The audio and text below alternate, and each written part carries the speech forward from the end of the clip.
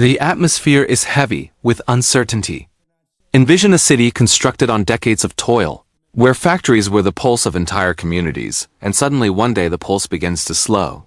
Thousands of lives are on the line, families are suddenly disrupted, and a whole economy shakes. This isn't a tale from some distant land, it's unfolding right here in Oshawa, Ontario, as General Motors readies to cut its midnight shift, sending shockwaves through the city synonymous with Canadian industry for more than a century. How did this happen? And what does it portend for the thousands of workers whose paychecks depend on this industrial behemoth? Before we proceed, don't forget to subscribe and press the notification bell, because this story impacts not only Oshawa, but Canada's industrial identity in the future. It's something that I've always loved growing up, always visiting grandparents and stuff like that. For Todd Forbes, South Central Oshawa is the only place he's ever called home. I grew up just over the side here. My kids live 4 minutes that way, 4 minutes that way. Before there was a Canadian Tire and a Superstore, there was a fair. I remember I used to sled down the hill off the side of the bridge by the train tracks. Indiana workers never asked for Canadian jobs. But when the company comes to me to increase volume, I'm not going to tell them no either, because it's job security for my people. And hell, if I can corner the market, I will. For more than a century, GM in Oshawa was not only a plant but a badge of stability, pride, and Canadian industrial power. Millions of cars rolled out its doors, powering local economies, keeping businesses afloat, and securing families' futures. And now, as plant operations move to Fort Wayne, Indiana, that heritage is crumbling, leaving not only shuttered plants but shattered promises, broken lives, and a community scrambling to remake itself. And yet, the tale becomes more complicated. America under Donald Trump has taken industrial jobs back aggressively, with lower taxes, fewer regulations, and a political climate that enthusiastically courts corporations.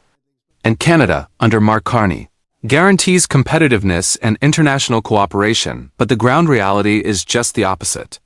Jobs are vanishing, and families are suffering. In Oshawa, the effect is seen all around.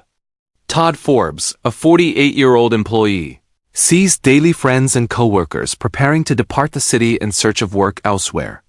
Companies that relied on factory paychecks are steeling themselves for shutdown. And yet, as some suggest that Canada is turning toward electric vehicles or international trade deals, for people who worked decades on the assembly line, promises do not mean much when the factory gates close. The statistics paint a grim picture. 10 years ago, tens of thousands of factory jobs vanished in steel, forestry, and energy industries.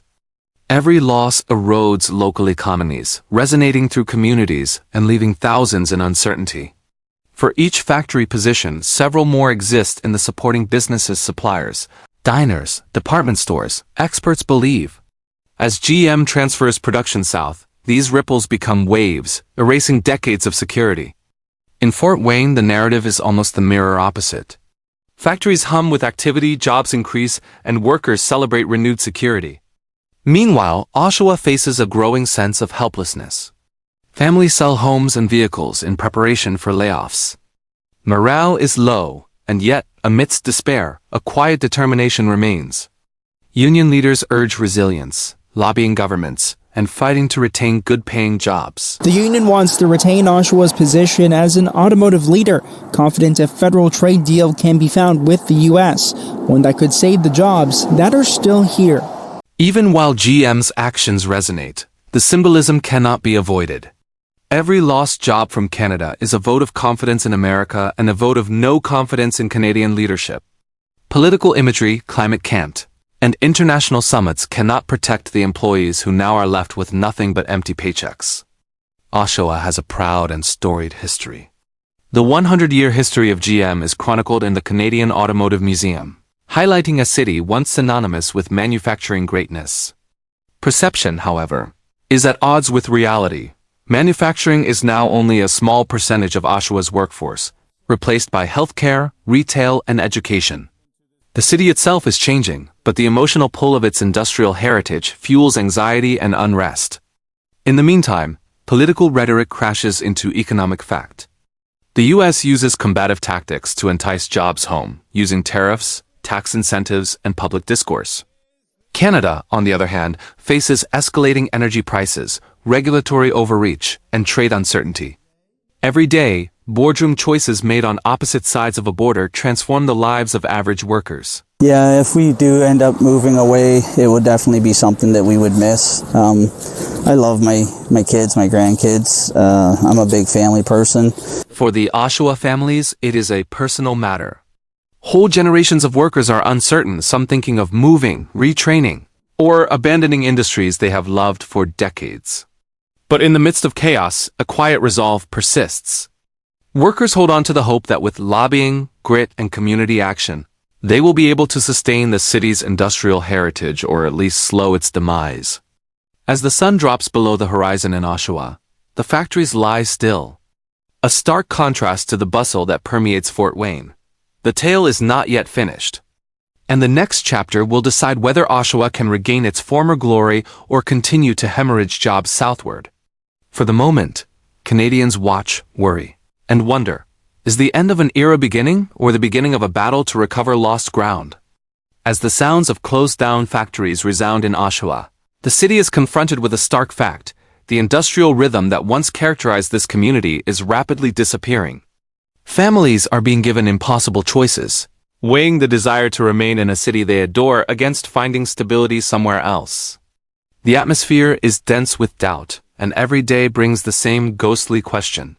Can Oshawa recover from the loss of its workers, or will it serve as a warning to the rest of Canada?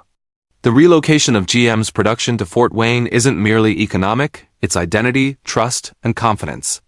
For generations of Canadian families, GM has not only delivered paychecks, but a sense of stability and purpose. That stability is crumbling now, leaving workers with the reality to deal with where announcements of future investments in electric vehicles or trade deals around the world ring hollow, when paychecks no longer appear.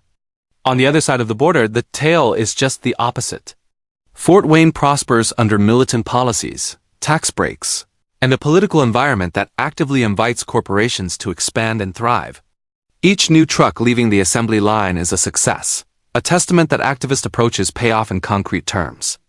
And for Canadian workers looking on from Oshawa, the contrast is bitter. It is not merely the loss of employment. It is a loss of hope, pride, and faith in leadership. But amidst despair, there exists a quiet resilience. Oshawa's unions, city officials, and communities are fighting to hold on to their industrial heritage. Lobbying, advocacy, and strategic planning are underway to bring new investment, diversify the economy, and ease the transition for displaced workers. Time is not on their side, but determination is. This battle is not merely about getting through today. It's about battling for a future that looks more and more uncertain. The economic ramifications spread far outside the factory walls. Every lost job creates a ripple effect, impacting local merchants, suppliers, and service providers.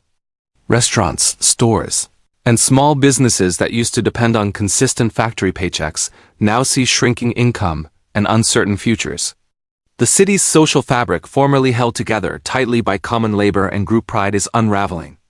With the decline of factory jobs, a common sense of purpose also disappears, leaving families facing a future that was unimaginable. At the same time, Canada's national identity is being put to its greatest existential test. Mark Carney's tenure in office had promised flexibility, resilience, and competitiveness on the world stage. But in reality, the nation is losing key sectors to bolder neighbors. Skyrocketing energy prices, regulatory constraints, and uncertainty about trade erect a hostile climate for business. With political emphasis on optics, rhetoric around climate, and global conferences too often crowding out the more pressing concerns of workers. Companies vote with their wallets and with their feet, and more of that vote is going to the United States. It is more than a tale of one factory, or even of one city. It is a snapshot of a larger trend. From steel to wood, energy to cars, Canada's industrial fabric is being altered. Policies that do not encourage local growth or defend local jobs have Canadians standing by as their jobs are invisibly drained away. And every success story below the border makes the loss all the more jarring. So the contrast is all the more personal, emotional, and pressing. The cost in human terms is substantial. Employees such as Todd Forbes, who have dedicated their lives for decades to Oshawa's industrial core, are forced with the painful decisions of moving, retraining, or abandoning careers they love. Families struggle with the insecurity of upended lives. Children's futures now anchored in corporate choices hundreds of kilometers distant. But through the fear, the anger, and the frustration, there is a spark of determination, a refusal to give up on the identity of the city, a commitment to battle for every job, every family, and every scrap of pride that is left. The tension increases when you look at the political filter. Fort Wayne's revival with Trump's policies reminds one of the dramatic difference in governance approaches. Where the U.S. rewards growth, Canada waits. Where one country encourages industrial investment, the other haggles, argues, and procrastinates. The results aren't abstract. They are tangible, quantifiable, and intensely felt in every home touched by the GM flight. As Oshawa navigates this turbulent period, the question looms: will the city adapt and thrive despite adversity, or will it be slowly hollowed out? A warning of what happens when policies lag behind corporate priorities. For the workers, leaders, and families invested in this community, the stakes could not be higher. This is a test of resilience, leadership, and the power of collective action. When the sun goes down over Oshawa, the city is not yet vanquished.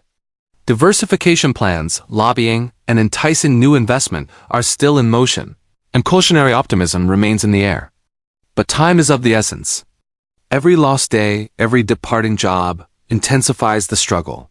The battle for Oshawa is representative of a broader battle throughout Canada, a battle to save industries, incomes, and the essence of a nation in an intensely competitive global marketplace.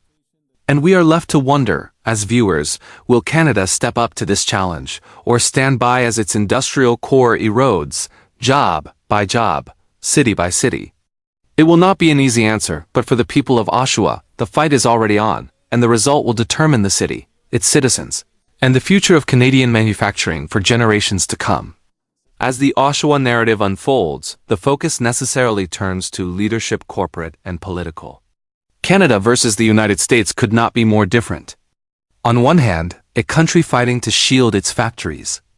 On the other, a nearby country aggressively reasserting its industrial dominance.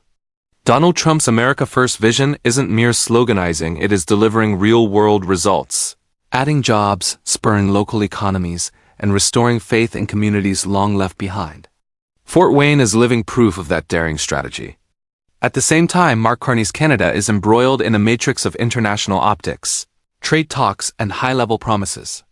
Speeches, conferences, and climate-oriented initiatives make headlines, but Oshawa's factories go quiet and workers' paychecks vanish.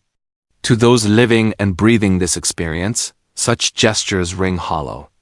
Each and every declaration of future investments or strategic adjustments is weighed against vacant factories and locked doors. The gap between a paycheck and a promise has never been wider. Canada's industrial decline is not an overnight issue. It's the gradual decay over 10 years in industries from steel to energy to forestry. With every loss, another piece erodes our national identity, Canadians' pride in creating, innovating, and working hard. But whereas policy errors are part of the issue, the human tailings make it visceral. Families in Oshawa wonder how they will make ends meet. Youth workers wonder about their future. And local entrepreneurs prepare for the aftershocks of lost consumer spending. The stakes are not theoretical, they are personal, real, and heart-wrenching. The larger question hangs over us. Can Canada turn back this tide before it's too late?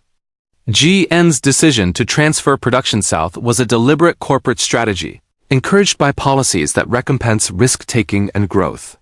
The United States built a climate in which corporations have confidence investing in the country. Canada, on the other hand, cannot provide similar certainty. For multinational companies, stability, jobs, and money take the road of least resistance. Oshawa's plants are a microcosm of that international math, a concrete representation of the price of inaction. And yet, the struggle is far from over. Citizens, community activists, and unions continue to resist. Lobbying, advocacy, and strategic planning are constant, and defiance is ingrained in the culture of Oshawa. Workers have lost paychecks, but they have not lost pride.